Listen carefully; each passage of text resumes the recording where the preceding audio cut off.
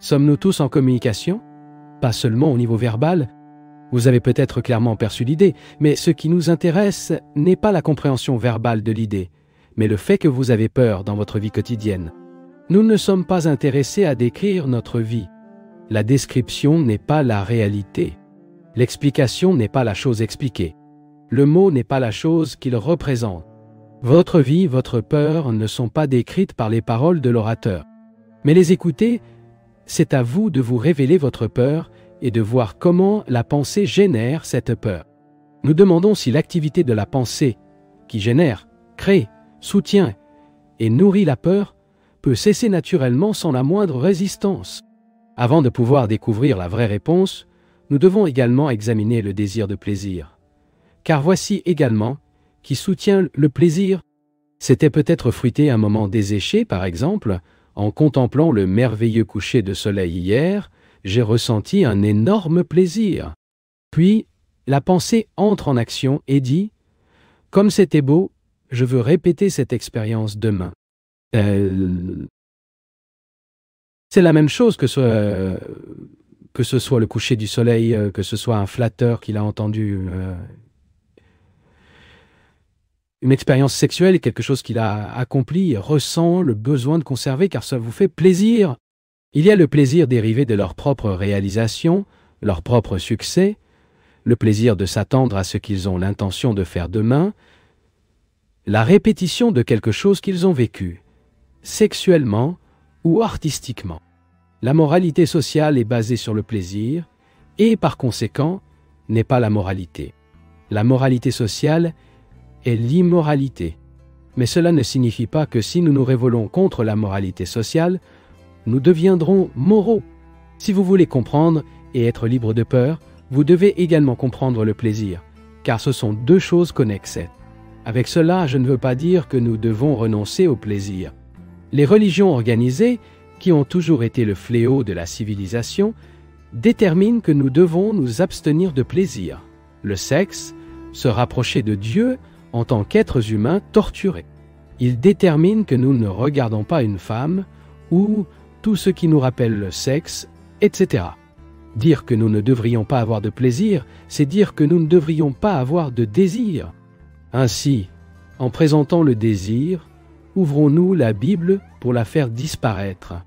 Ou répétons-nous certains mots de l'Agita? Pure contradiction.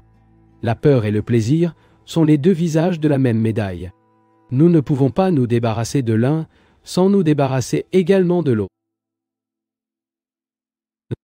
Il veut avoir du plaisir toute sa vie et en même temps être libre de peur. Cela vous intéresse seul.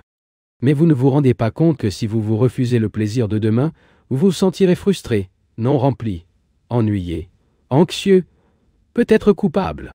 Ils commenceront toutes les afflictions psychologiques. Ainsi, vous devez regarder ensemble la peur et le plaisir.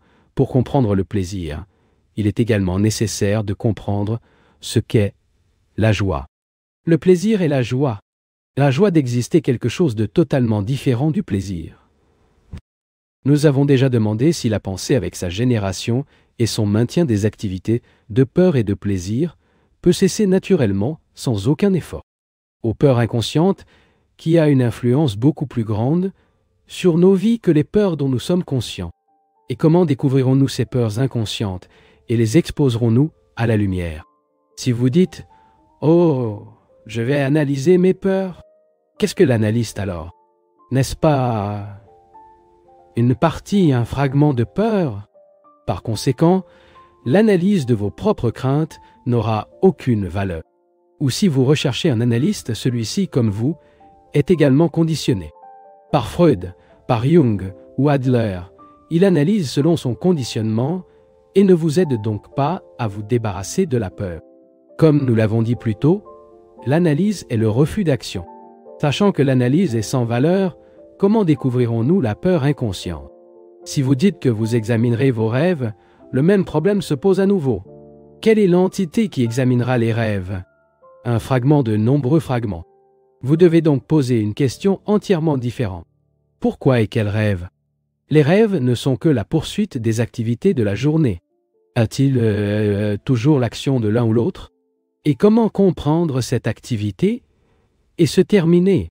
Autrement dit, l'esprit peut, pendant la journée, rester si éveillé qu'il est capable d'observer toutes ses motivations, toutes ses impulsions, toutes ses complexités, leurs fiers, leurs ambitions et leurs frustrations, leurs besoins de remplissage deviennent importants et tout.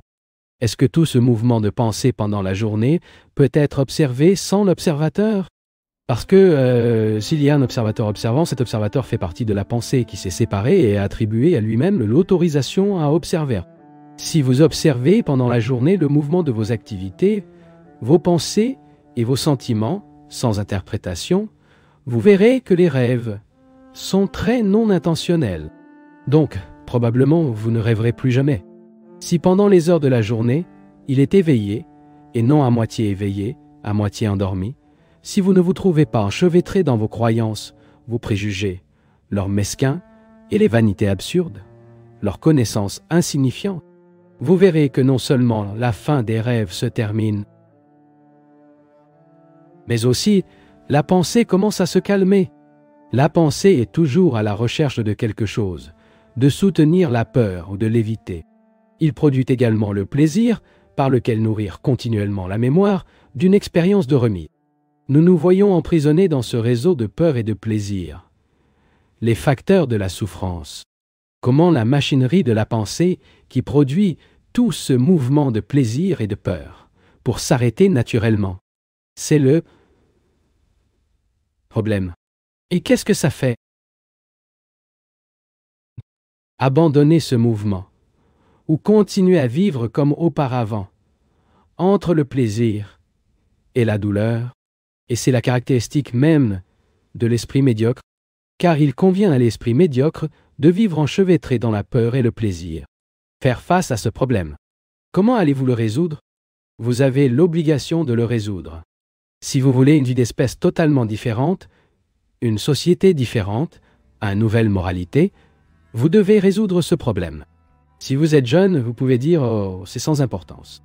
Je continuerai d'être heureux pour le moment, la peur du moment, mais le problème se développera toujours, et un jour sera complètement enchevêtré. C'est votre problème, et aucune autorité ne peut vous résoudre. Il y a eu des autorités, des prêtres et des autorités psychologiques, et ils n'ont pas pu le résoudre. Ils vous ont donné des moyens d'évasion, de drogue, de croyances, de rites. Tout cela vous a offert, mais n'a jamais résolu le problème de base du plaisir et de la peur. Et c'est à vous de le résoudre. Et comment allez-vous faire ça?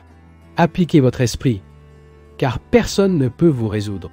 Comprenant que personne ne peut vous résoudre, il commence déjà à se débarrasser de la médiocrité. À moins que vous ne résolviez ce problème de peur et de plaisir, la souffrance est inévitable. Non seulement vos souffrances personnelles, mais aussi la souffrance du monde. Savez-vous quelle est la souffrance du monde? Savez-vous ce qui se passe dans le monde? Non extérieur les guerres, le mal des politiciens, mais intérieurement, la solitude effrayante de l'homme, leur frustration profonde, le manque total d'amour qui est observé dans ce monde vaste, impitoyable et endurci. Si ce problème n'est pas résolu, la souffrance est inévitable. Le temps ne le résoudra pas. Vous ne pouvez pas dire « Oh, j'y penserai demain. Je veux profiter du plaisir du moment, bien que accompagné de peur. Je vais tout supporter. » Mon ami, qui vous donnera la solution? À soulever cette question et voir son énorme complexité et qu'aucun pouvoir humain ou divin ne résoudra ce problème essentiel. Quelle est sa réaction? Que dites-vous, messieurs? Vous ne pouvez pas répondre? Ils peuvent, s'ils sont vraiment honnêtes, s'ils ne sont pas hypocrites ou n'essaient pas d'esquiver ou de faire face à ce problème, ce qui est le problème décisif, aucune réponse n'a. Tout comme j'ai découvert la façon de mettre fin à cela, sans faire de méthode, car chaque méthode nécessite évidemment du temps. Si quelqu'un il vous donne une méthode, un système, et le met en pratique, il vous mettra de plus en plus mécanique et créera de plus en plus de conflits entre le système. Le système promet un certain résultat, mais le fait est qu'il a toujours peur. En pratiquant le système, il évolue plus loin et plus. Par conséquent, le conflit augmente, conscient ou inconscient. Alors, que pouvez-vous faire?